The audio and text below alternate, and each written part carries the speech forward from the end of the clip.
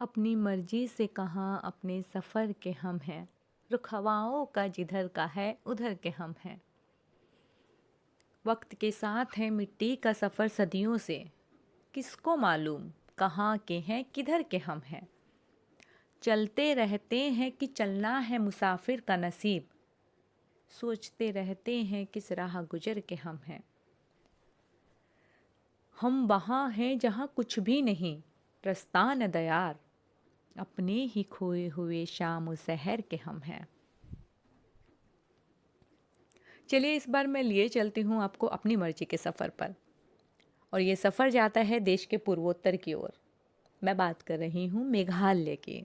जी हाँ, बादलों का घर, बादलों का शहर, वो शहर जहाँ बादल जमी चूमने धरती पे उतर आते हैं। वही मेघालय, जिसे अंग्रेज स्कॉटलैंड के नाम से जानते थे। मेघालय पहले असम राज्य का ही हिस्सा हुआ करता था, जो कि 1972 में अस्तित्व में आया। मेघालय की जो जनसंख्या है उसका अधिकांश भाग जनजातीय है, जिसमें खासी सबसे बड़ा समूह है। इसके बाद गारो और जैंतिया लोग आते हैं। यहाँ की मुख्य भाषा भी खासी और गारो ही है। यहाँ पर महिलाओं का अनुपात पुरुषों के मुकाबले अधिक भी है, जो कि आपको घूमते फिरते पता भी लग जाएगा। यहाँ की राजधानी शिलोंग है, जो मेघालय के लगभग बीचों बीच स्थित है। यही कारण है कि मेघालय घूमने के लिए हमने हमारे स्टे के लिए शिलोंग के ही एक होटल का चयन किया। यह शिलोंग का पुलिस बाज़ार है, मुख्य बाज़ार, और वह सामने हमारा होटल है सेंटर पॉइंट। जैसा कि इसके नाम से ही पता चल जाता है, यह शिलोंग के एकदम सेंटर में है। सामान्यतः हम होटल्स ऐसे एरिया में लेते नहीं हैं, कहीं दूर शांति में ही हम हमेशा होटल का चयन करते हैं। लेकिन शिलोंग में मार्केट वाले एरिया में होटल लेने का कारण यह था क्योंकि हमारे गाइड ने या फिर आने के पहले हमने जो भी जानकारियाँ जुटाई थी उसके अनुसार शाम को 5 बजे आपको अपने होटल में आना ही होता है, क्योंकि 5 बजे यहाँ अंधेरा हो जाता है। तो आप कोई साइट सीइंग नहीं कर सकते। आप जहाँ भी साइट सीइंग के लिए गए हुए होते हैं, आपको 3 या 4 बजे वहाँ से निकल जाना होता है। मतलब आधा दिन ही हम घूम सकते हैं। तो हमारी प्लानिंग यह थी कि शाम के उस वक्त को हम लोकल मार्केट को एक्सप्लोर करने में बिताएंगे। यही सोच के हमने इस एरिया में होटल लिया। अब आप खुद देखिए, शाम के 5 बजे का वक्त है।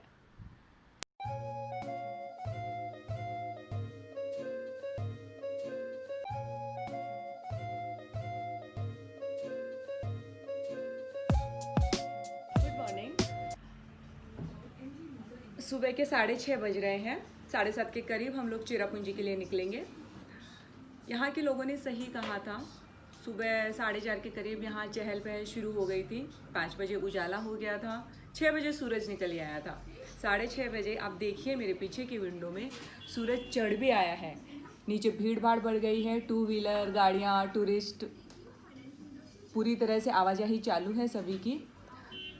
तो 7:30 के करीब हम लोग निकलेंगे चेरापूंजी के लिए।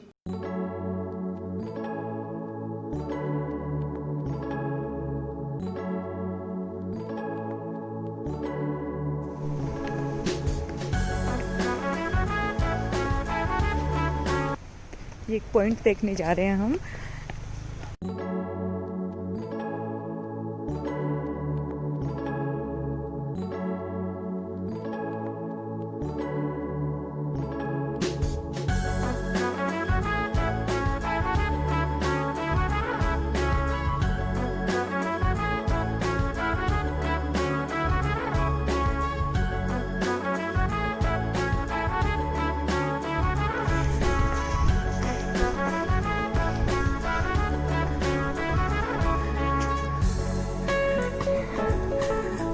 नीचे एक वैली थी जिसे हम देख के आए। यहाँ पे अगर ध्यान से सुनेंगे तो एक वाटरफॉल है शायद आसपास।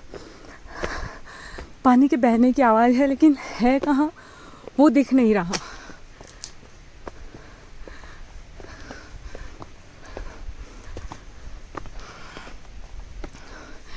ये जगह जगह पे यहाँ पे लगाए हुए हैं डस्टबिन है,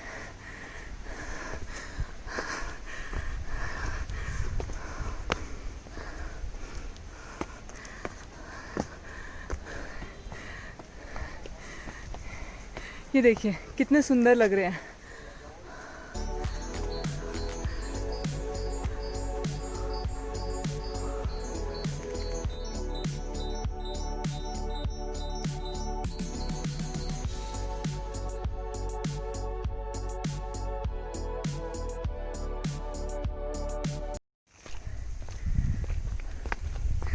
अभी हम लोग एक वाटरफॉल देखने जा रहे हैं। रास्ता मिल नहीं रहा है, ढूंढते ढूंढते जाने की कोशिश कर रहे हैं। व्यू देखिए आप।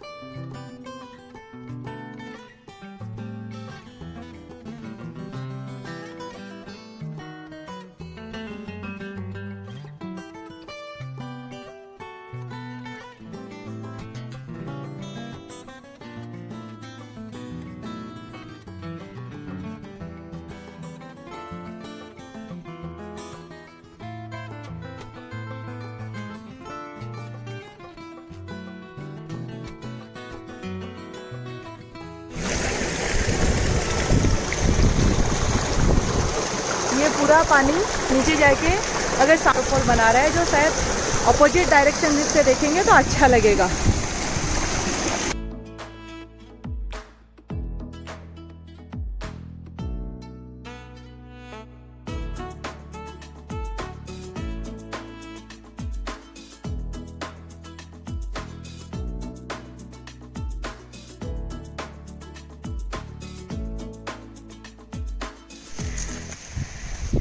ये एक दूसरा रास्ता है जिससे वाटरफॉल का फ्रंट व्यू दिखेगा।